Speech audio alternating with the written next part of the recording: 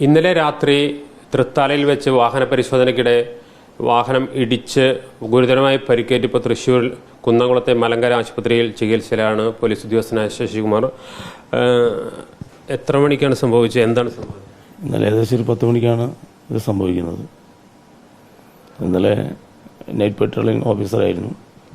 പിന്നെ പെരുന്നാളായി ബന്ധപ്പെട്ടിട്ട് ഒരു കോമ്പിംഗ് ഓപ്പറേഷൻ ഉണ്ടായിരുന്നു. വാഹന പരിശോധന, അതുപോലെ മദ്യം, മയക്കുമരുന്ന് ഉപയോഗിക്കുന്ന പോക്കറ്റ് ഏരിയകളുണ്ട്, അവിടേക്ക് ഒന്ന് പരിശോധന നടത്തുക, അതിൽ കണ്ടുകിട്ടുന്ന ആൾക്കാർ കേസെടുക്കുക അതായിരുന്നു. അപ്പോൾ ഇന്നലെ രാവിലെ മുതൽ വൈകുന്നേരം വരെ അതിൽ തന്നെ ആയിരുന്നു.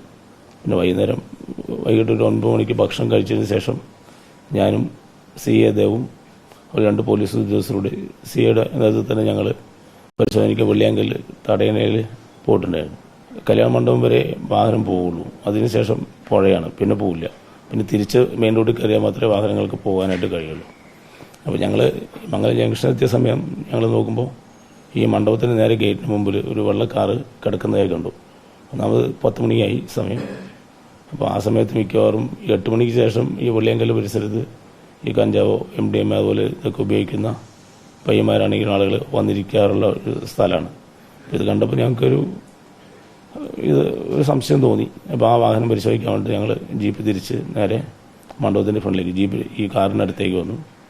അടുത്തേക്ക് വന്ന ഉടനെ തന്നെ അപ്പോൾ ഒരു പോലീസ് ജീപ്പ് കണ്ടതും 2 പേരുണ്ടായിരുന്നു അതിനകത്ത്. കാറിൽ 2 പേരാണോ? 2 പേരുണ്ടായിരുന്നു. അപ്പോൾ അതിനകത്ത് പെട്ടെന്ന് ഓടിക്കയറി വണ്ടി റിവേഴ്സ് എടുത്താലേ അവർക്ക് മുന്നോട്ട് പോകാൻ കഴിയുള്ളൂ. അപ്പോൾ പെട്ടെന്ന് പോലീസ് ജീപ്പിൻ്റെ സൈഡിൽ കൂടെ വണ്ടി റിവേഴ്സ് എടുത്ത ഉടനെ തൊട്ട് ബാക്കിലുള്ള മണ്ഡപത്തിൻ്റെ മതിലിൽ ശക്തിയെ ഇടിക്കുകയും ചെയ്തത്. അതുകൊണ്ട് വീണ്ടും പെട്ടെന്ന് തിരിച്ചു. അപ്പോൾ തിരിച്ച സമയം ഞങ്ങൾ പെട്ടെന്ന് അത് എന്തെങ്കിലും ഉണ്ടാവും, സംശയാസ്പദമായ എന്തെങ്കിലും കാണണം എന്ന് പറഞ്ഞിട്ട് ഞാനും രാജീവ് പോലീസ് ഉദ്യോഗസ്ഥനും കൂടി പെട്ടെന്ന് ചാടി ഇറങ്ങി അദ്ദേഹം പുറകിലും ഞാൻ കുറച്ച് ഫ്രണ്ടിലായിട്ട് നിന്നു. ഈ ഫ്രണ്ടിൽ നിന്നൊരു വണ്ടി ഇവർ വെട്ടിച്ചു.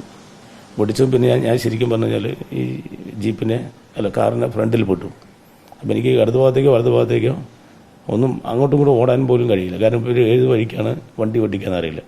അപ്പോൾ തന്നെ ആകെ ഒരു അപ്സെറ്റായി, എന്ത് ചെയ്യണമെന്ന് അറിയാത്ത രസമായി. അതിനിടെ തന്നെ ഒരു പെട്ടെന്ന് വണ്ടി സ്പീഡിലെടുത്തു, ഇടിച്ചു വീഴ്ത്തി അങ്ങനെ വണ്ടി രക്ഷപ്പെട്ടു പോവുകയും ചെയ്തു. സ്റ്റേഷനാണ് വണ്ടി എന്നുള്ളത് എനിക്ക് ഞാൻ ഫോട്ടോയിൽ കണ്ടതിൻ്റെ ഇതേ ഉള്ളൂ. ഒരു 42, 22 അങ്ങനെ മറ്റോ ആണ്. ഇപ്പോഴത്തെ ആരോഗ്യ സ്ഥിതി എങ്ങനെ? ഡോക്ടർമാരെന്താ പറഞ്ഞത്?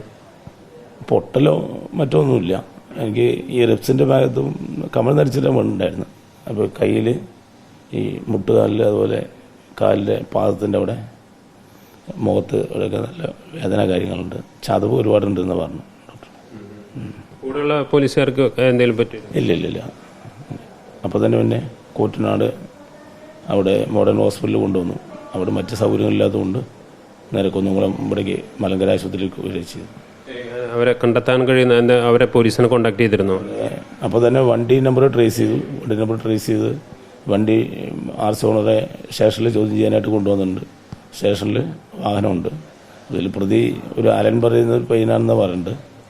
അലൻ എന്ന് പറയുന്ന ഒരു പയ്യൻ്റെയാണ് പേര് കിട്ടിയിരിക്കുന്നത്. പിന്നെ വേറെ പയ്യനെ കുറിച്ച് ഒരു ഐഡിയ എനിക്കില്ല. പിന്നെ ഉദ്യോഗസ്ഥർ കിട്ടിയിട്ടുണ്ടോയെന്ന് അറിയില്ല. അപ്പോൾ അത് പോലീസ് അതിൻ്റെ അന്വേഷണത്തിലാണ്. ഡോക്ടർ എന്താ പറഞ്ഞത്? എത്ര ദിവസം റെസ്റ്റ് വേണ്ടി? അങ്ങനെ പ്രത്യേകിച്ച് പറഞ്ഞില്ല. ഡോക്ടർ ഒന്നുകൂടി വരാനുണ്ട്, നോക്കിയതിന് ശേഷം ചെയ്യാന്നാണ് പറഞ്ഞത്. ഏതായാലും വാഹനം കണ്ടെത്താനും അതുപോലെ പ്രതികളെ കണ്ടെത്താനുള്ള ശ്രമം നടക്കുകയാണ്. അതോടൊപ്പം ആഴ്ചകളോളം വിശ്രമം വേണ്ടി വരുന്ന സ്ഥിതിയിലാണ് ഇപ്പോൾ ആരോഗ്യസ്ഥിതി അദ്ദേഹത്തിൻ്റെ ഉള്ളത്. കുന്നംകുളത്തെ മലങ്കര ആശുപത്രിയിലാണ് അദ്ദേഹം അഡ്മിറ്റ് ചെയ്തിരിക്കുന്നത്. Reporter Jaison, in reporter, Thrissur.